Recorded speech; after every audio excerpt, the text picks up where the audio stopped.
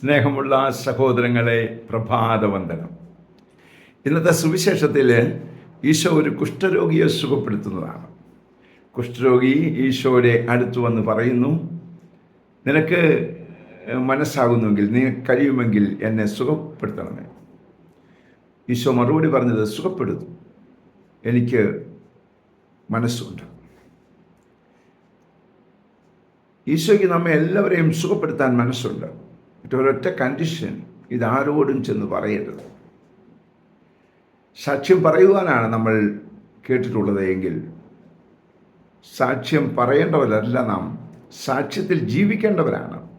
കൽപ്പിച്ചിട്ടുള്ള പ്രമാണങ്ങൾ അനുസരിക്കുക. അപ്പോൾ ജനം തന്നെ മനസ്സിലാക്കിക്കൊള്ളും, ഇവൻ ദൈവത്താൽ സുഖപ്പെടുത്തപ്പെട്ടവനാണ് എന്ന്.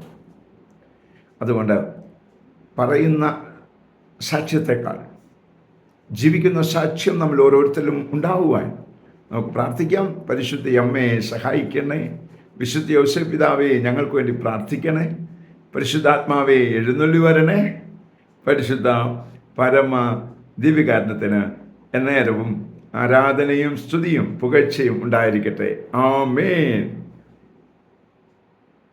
നമ്മുടെ കർത്താവായ യേശുക്രിസ്തുവിന്റെ കൃപയും പിതാവായ ദൈവത്തിന്റെ സ്നേഹവും പരിശുദ്ധാത്മാവിന്റെ സംസർഗവും സഹവാസവും സ്നേഹവും ശക്തിയും കൃപയും എല്ലാ അനുഗ്രഹങ്ങളും സമൃദ്ധമായി നിങ്ങൾ ഏവരോടും കൂടെ ഉണ്ടായിരിക്കട്ടെ, ഇപ്പോഴും എപ്പോഴും എന്നേക്കും.